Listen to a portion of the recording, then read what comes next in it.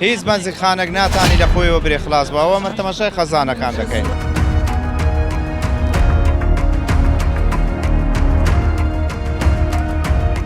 هاوشێوەی ئەم تابلۆی لە پشتی منەوە دەیبینێن کە لەسەری نووسراوە بنزینی نۆرمال نەماوە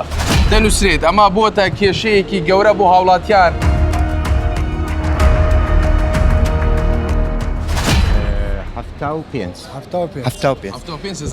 کاک ئەحمەد ئەوتانشی 5,000 لیترە. هەر بەنزیخانەیەکیش جێبەجێی نەکرد ئێمە سزای دەدەین.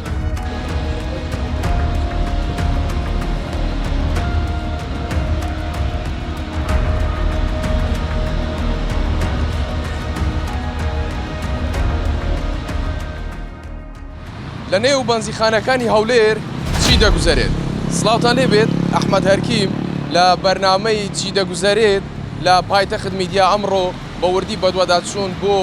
بارودۆخی نێو بەنزیخانەکان دەکەین دوای بڕیارە گرنگەکەی سەرۆکوەزیرانی هەرێمی کوردستان بۆ هەرزانکردن و جێگیرکردنی نرخی سوتەمەنیەکان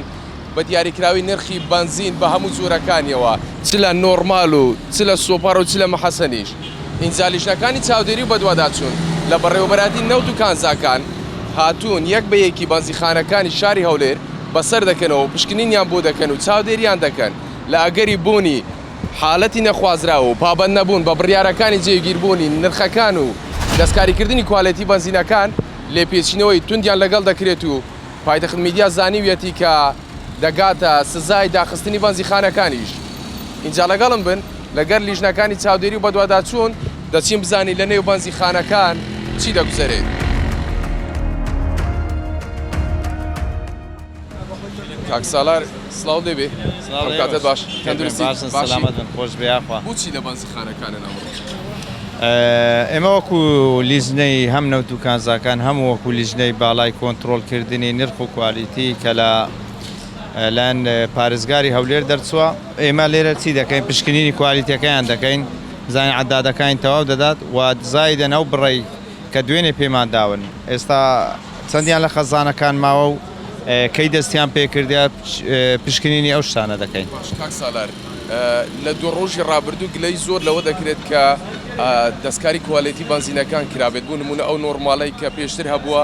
گوازرا بێتەوە بۆ خەزانی محەسەن و سوپەرەکانیان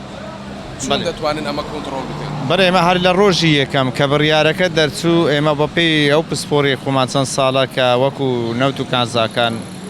کاری تێدا دەکەین دەست بەجێ دەستمان بە وەرگرتنی بنزینی محەسەنەکان کرد سوپەرەکان کرد و زایدە نۆرمالەکان و ئێستاش بیستنە هەر بەنزیخانێک ئەو پشکنیانانە وەردەگرین لەلایەن تاقیی ناوەندی وەزارەتی خۆمانەوە پشکنینیان لۆ دەکرێت دەرکەوت کە بەنزیخانە ئەو فێلەی کردە تونترین سزا دەدرێت و سزاکەی دوو ئەوەندەی سزای ئاسایی دەبێت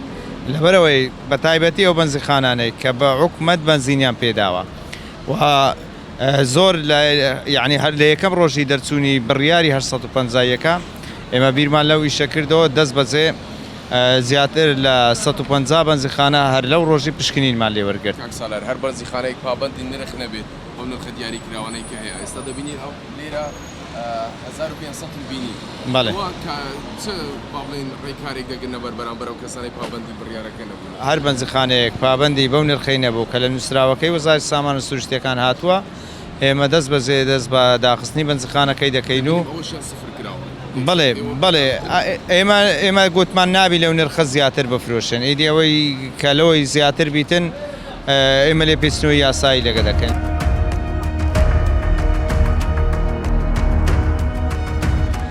هەر بەنزیخانەیەک ئەمڕۆ پابەندی نرخی دیاریکراو نەبێت لەلایەن لیژنەکانی چاودێری و بەدواداچوونەوە بڕیاری داخستنی دەدرێت. ئێستا لیژنەکانی چاودێری و بەدواداچوون هاتوون بۆ ئەوەی پشکنینی عەدادەکان بکەن. اینجا لەگەڵمان بن ئێمە وردەکاری پشکنینەکانیشتان بۆ دەگوازینەوە.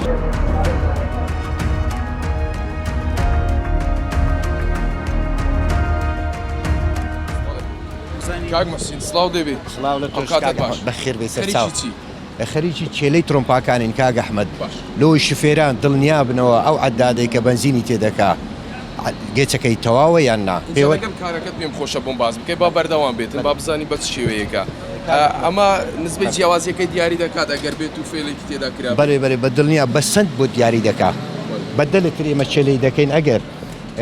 ترۆمپاکە گێتی غەڵەت بی دەتوانین بە ڕێژە دیاریکەین کە چەندی کەم دەدا یان زیاد دەدا لۆ شفێران دڵنیا بنەوە مە بەردەوام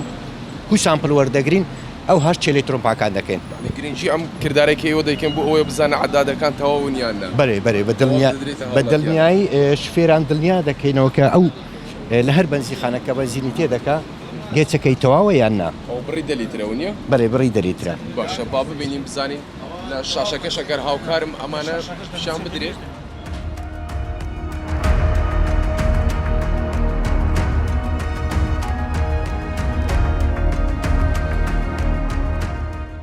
لە بەشێک لە بەنزیخانەکانی هەولێر هاوشێوەی ئەم تابلۆی لە پشتی منەوە دەیبینێن کە لەسەری نووسراوە بەنزینی نۆرمال نەماوە دەنووسرێت ئەمە بووەتە کێشەیەکی گەورە بۆ هاوڵاتیان کە بە دوای بەنزینی 850 دیناریدا دەگەڕێن و ڕنگ بێت لە بەشێک لە بەنزیخانەکان دەستیان نەکەوێت اینجا دەمەوێت ئەم پرسیارە ڕاستەوخۆ ئاراستەی کاک سالار محەممەد لێپرسراوی بەشی چاودێری و بەدواداچوون لە بەڕێوەبەراتی نەوت و کانزاکانی هەولێر بکەم ئاخۆ ئەم نووسینەی لەسەر تابلۆکان دەنووسن بە حەقیقی بەنزینیان نەماوە یان ئەوەتە جۆرێکە لە فێلکردن لە هاوڵاتی و لە شۆفێران بۆ ئەوەی ئەو بەنزینە نۆرمالای لە نێو خەزنەکانیان هەیەە لە خەزنی محەسەن و سۆپەڕێ بکەن و بە کوالێتیەکی نزمتر و بە نرخێکی گرانتریش بە هاوڵاتیانی بدەن. بەخۆی کاگ ئەحمەد ئێمە بە دوواداچوون زیاتر لە ئەو بەنزیخانانە دەکەین کە ئێمە وەکو حکومەت بەنزینمان پێداون ئەوەی کە نووسیتی نەمایە هەر کاتێک ئێمە بەنزینمان دابێ ئەو تابل بنووسرێتن نەماوە تونترین سزا دەدرێت وای ئێستا خۆشبەختانە ئەوڕۆ کە ڕۆژی پێنجشەمە دایمەن داواکاری زۆر لەسەر بەنزین هەیە توانراوە بڕی ملیۆنەک و زیاتر لە 900,000 دابین بکرێ بە هۆردوک زۆری 750 و 850 دابش دەکرێت لەسەر ئەوەی دەتوانین برم سەتانەوەهەتی ئەوڕۆ هەولێر کۆنتترۆلە لە پێداویستی بەنزین پابندی دەکەین بەو نرخانەی کە حکومت دایناوە خوار بەنزخانەیەکیش جێبەجێ نەکرد ئێمە سزای دەدەین.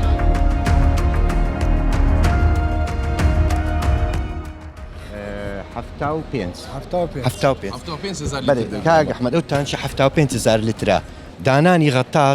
غەتاس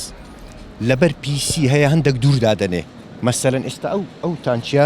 وای دانایە لە 3500 ڕاوەستی بەنزین نینی هەتا پیشی ڕانەچی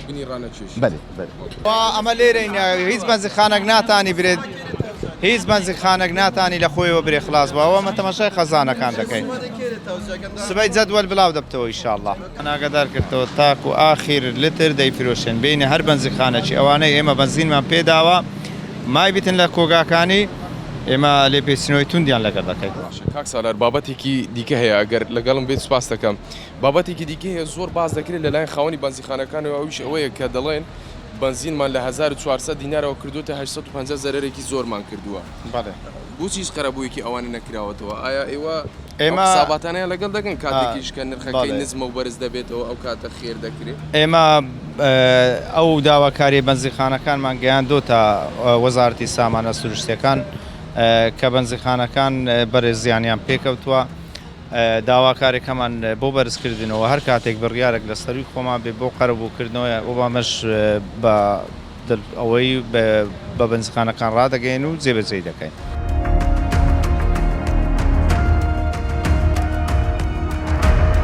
بڕیاری هەرزانکردنی بەنزین و جێگیرکردنی نرخەکانی سوتەمەنی لە نۆرمال محەسەن سۆپەر لەلایەن سەرۆکوەزیرانی هەرێمی کوردستانەوە بووە مایەی دڵخۆشی هاوڵاتیان کە ماوەیەکی زۆر بۆ نرخی بەنزینیان بە نرخێکی یەکجار بەرز دەکڕی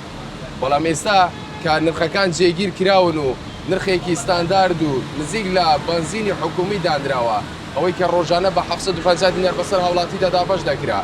ئەمەی ئێستاش بە 850 دینار فەرقێکی وای نییە و هاوڵاتیان و تەنانەت شۆفێرانی ئەم تەکسیانەش حەساونەتەوە بەم بەنزینی نۆرمالی بازرگانیە. اینجا دەمەوێت گفتوگۆ لەگەڵ بەشێک لە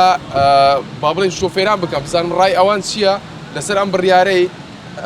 سەرۆکی حکوومەتی هەرێمی کوردستان و بڕیاری دابەزینی نرخی بەنزین. مامۆستا سڵاو دەبێ ئەو کاتت باش براگەورەی سەلامەت بی براگەورەی پێم بڵێ ماوەی چەندە لە نورەیە وەستاوی 2 دقە 3 دقەیە وەستام تازە هاتم باشە سڕەکە زۆر نەبوو باشە ئەو بڕیارەی سەرۆکوەزیرانی هەرێمی کوردستان پێ چوون بوو کە لەم کاتەدا نرخی بنزین بەم شێوەیە دابەزێنرا بۆ 850 دینار. بەڕاستی بڕیارێکی زۆر باش بوو دەستخۆشی لە حکوومەتی هەرێم دەکەین ئێستا لتری مەحەسەنی بە 1000 دیناری تێ دەکەین دوێنێ پێرێکە من تێم دەکرد بە 1500 600 یعنی نرخەکەی زۆر باشە تقریبا پێشتر 6000 65,000 ئێستا 35 لۆ 40,000 تەنکی بنزینەکەم فول دەبیتن کەواتە فەرقێکی زۆری کرد. زۆر فەرقی کردیە زۆر باشە دەستخۆشیان لێ دەکەین. بۆچی ئێستا هاتیە بنزینتان هاتیە؟ بەڵێ بنزینمان بۆ هاتیە 750 بەڵێ شەوانە تەوزیع دەکەین لە کاتژمێر سێوە هەتاکو دەونی ئەم بەیانیە یعنی بۆ وەختەکەتانە وەختە هەڵبژاردیە مەسەلەن سەعات 3 شەو لەبەرەوەی وەختەکە عالەم زۆر دێتەوە ئیزدیحامشی لەسەر نییە فێنێکیشە بەڵێ جەوەکە فێنکە و زەختی زۆرشی لەسەر نییە. باشە ئەو بڕیاری دابەزاندنی نرخی بنزینەکان بەڵێ تا چەند گرنگ بوو بەلای ئێوەوە؟ وەڵی زۆر دڵخۆش بووین کە بەوەی سعرەکە هاتە خوارێ لە بەژەوەندی هاوڵاتیاندایە بڕیارەکە عامە گشتیە یعنی ئەوە نییە لێەوە پابند بوون دوای بڕیارەکە ڕاستەخود نرخەکاندا دابەزان. بەڵێ ڕاستەخۆ نرخەکانمان دابەزاند. باشە بەشێک لە بنزیخانە دەبینیم گلەی ئەوە دەکاتن دەرێتن زەرێرم کردیە بەعام زەرەریان کردیەوە بازرگانیە ینی کاتی خۆشی هەموو قانزازمان کردیە سعرەکان بە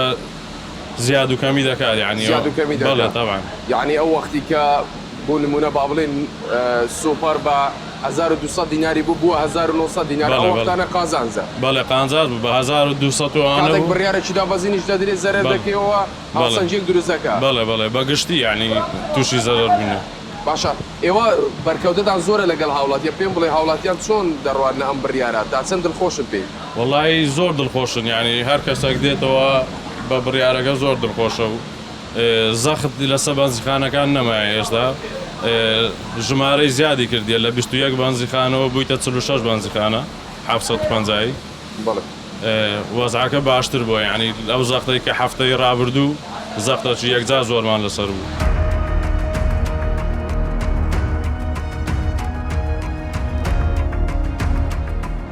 هاونیشتیمانیان گلەیی ئەوەیان هەبوو کە بەشێک لە بنزیخانەکانی شاری هەولێر بانقەت لەسەر تابلۆکانی دەرەوەی بنزیخانەکانیان دەنووسن بنزینی نۆرمال نییە.